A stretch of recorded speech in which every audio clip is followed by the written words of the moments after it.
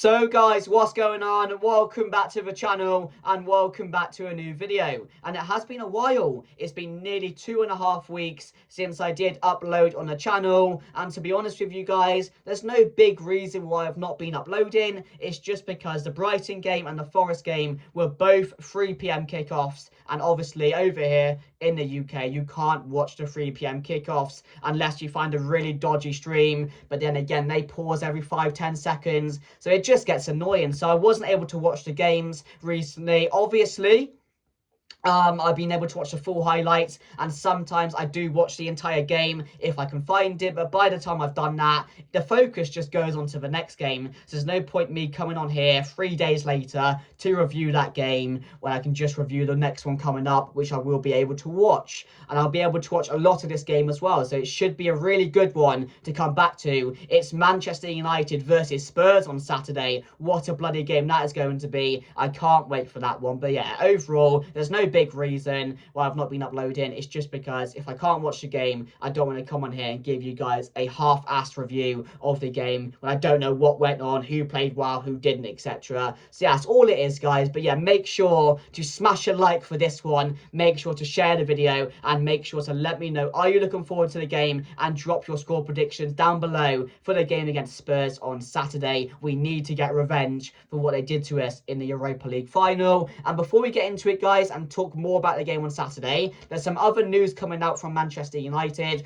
We're going to talk briefly on the Brighton game and the Forest game as well, but we got some news on Jadon Sancho, which literally came out today. Manchester United will let Jadon Sancho leave on a free transfer at the end of the season as his contract expires next summer. A free transfer, and just a reminder, we signed him for 85 million plus add-ons back in 2021. Just another example of some terrible, like absolutely terrible business from Manchester United over the last couple of years. You've gone for the Anthony one, the Sancho one. Like, there's multiple you can pick out, but yeah, that's the breaking news coming up from Alex Crick. Very, very, very reliable. But to let him go on a free, like, it's like committing a murder, isn't it? It really, really is. Like, the business we've done over the last couple of years has just been nothing but shocking. Like, absolutely shocking. And we paid the price for it. We really, really have done. Obviously, Jadon Sancho is playing at Aston Villa right now. He's doing shit. Let's be honest, he is doing shit. And again, I don't think he really cares about football anymore. I just think he cares about picking up a paycheck and living his life like that, which is quite sad, really, because there was a lot of potential there. But yeah, that's the breaking news coming out at the moment. So let me know your thoughts down below. Jadon Sancho leaving Manchester United in a free when his contract expires next summer. Another person I just want to really, really praise is Casemiro. Over the last couple of weeks, Casemiro has been absolutely fantastic. And this is the Casemiro of Real Madrid. This is the Casemiro that Manchester United first signed when he came here. He's been really, really good. He's backing with the goals. He's getting us back into games in key moments. And he's just doing the dirty work again, which I absolutely love. It's like he's playing in a Real Madrid shirt again. I don't know how he brings it out of him, and in the next couple of games he plays shit, but he's been really, really consistent so far this season. And as long as he's playing like this, we've got to keep him in the team, and we've just got to use him. We really have, because he's popping up in key moments, he's making big challenges, he's picking up assists, he's getting big goals for us. And Casemiro is just one of those players, when he's on it, he's so influential. It really, really is. It's that experience, it's that grit, it's just that know-how that he has in his game to pull up in these big moments. Another goal for him against Forest. I think he scored against Brighton as well, so that's back-to-back goals for Casemiro. He's loving life right now, and I am loving watching him. I mean, we've got to praise the likes of Maguire. He's been good recently. De Ligt has been a monster. I mean, our front three and Buemo getting some more goals, which is really good. Cunha scoring against Brighton. So again, overall, since the Liverpool game, Manchester United are starting to get a good rhythm about this. There's some positivity out there. Behind the scenes, we're hearing it's a really joyful place to be. They're more together than ever. And this is what I mean by we had to give Amorim time this season. Yes, we've had a really poor start, but in a way, we have had a poor start. I mean, the media portrays it like that, because when you look at it, at the start of the season, results weren't good. But if you look at the table now, we're like, what, 6 points behind Arsenal and first? And from like second to like seventh, there's like 1 or 2 points separating each team. And we were above Liverpool before they won on the weekend. So you've got to think about it. When you look at the table, the last couple of results have put Manchester United in a really, really good position. Again, a win against Forest would have been massive, but we go back to it. Last season, in a game like that, going 2-1 down like we did, we would have lost that game.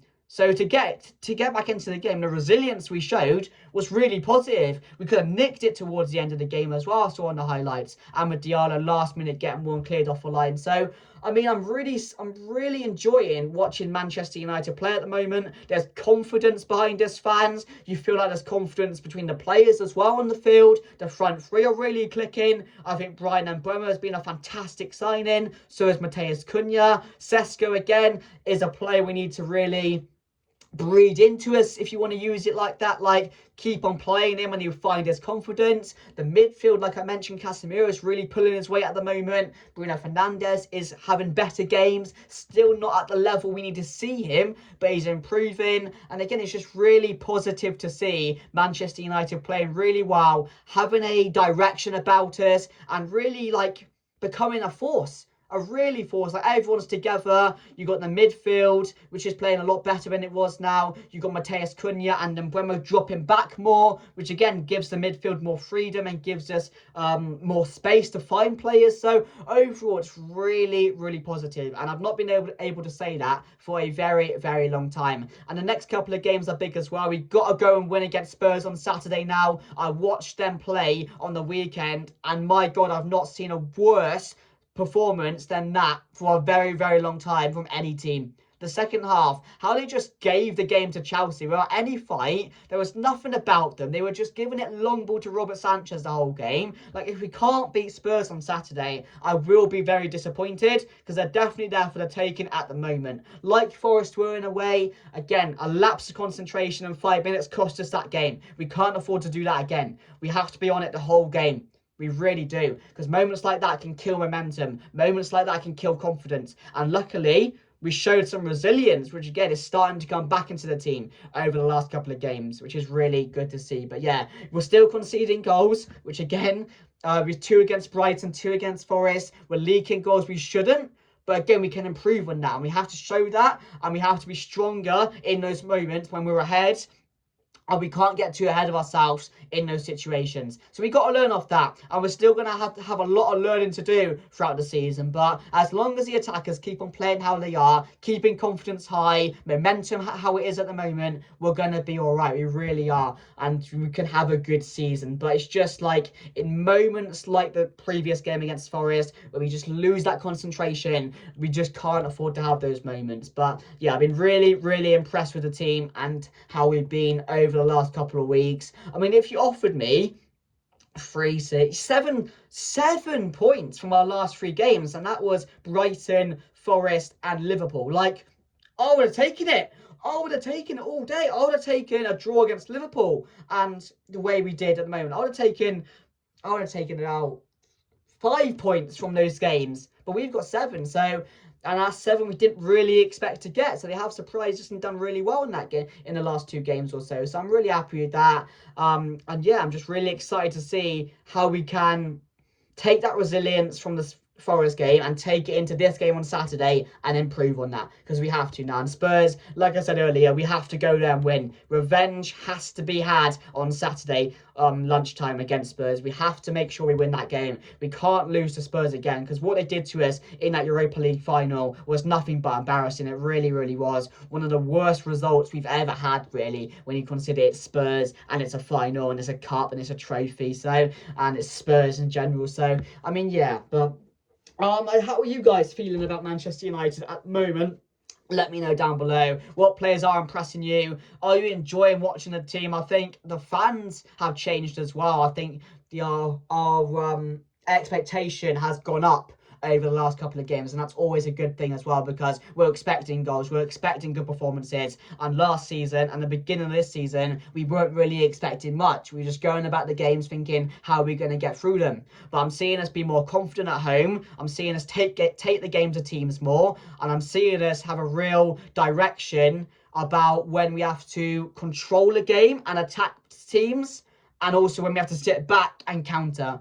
There's two big things there, and teams like that have to get it right. We have to get it right, especially when we play this formation, these tactics. It's about expanding and being dynamic in the situation and making sure you can really develop and change your game when you need to. And I think recently we're seeing that a lot better coming to fruition. So I'm really happy with that, guys. But my team going into the game against Spurs, I am going to go with an unchanged team. I'm going to go with of course, Lamens in goal. Haven't even touched on Lamens yet. He's been fantastic since he joined the club. It just feels like there's just a breath of fresh air back in the club with Lamens in goal. There's confidence behind the team. The defence just seems more confident because they've got an actual good keeper who can catch the ball, save the ball, who can control his box and take command. It's just what we've needed to really give this team an extra bit of confidence, which we've been missing. So I think that's been massive for us. So him, De Ligt, Euro, Mazraoui if he's fit. I want him to start this game. And then a Euro, De Ligt. And I'd go Euro, De Ligt and Maguire.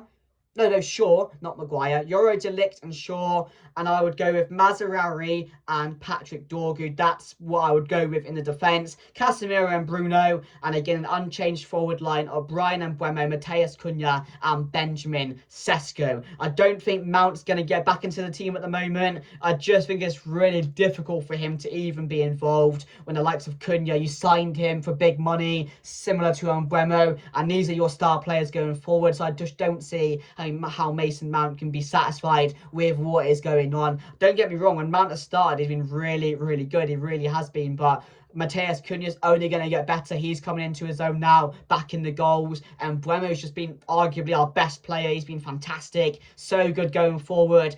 He just gives us something different. Like having Mateus Cunha and Mbeumo compared to like Anthony and Rashford and Garnacho, it's just like so much better. You feel so much better on it. You always feel like when they're on the ball, something's going to happen. And this is all we want to see. This is all we want to see on the pitch. Give us something to get excited about, and they're doing exactly that at the moment. So that's my team going into it.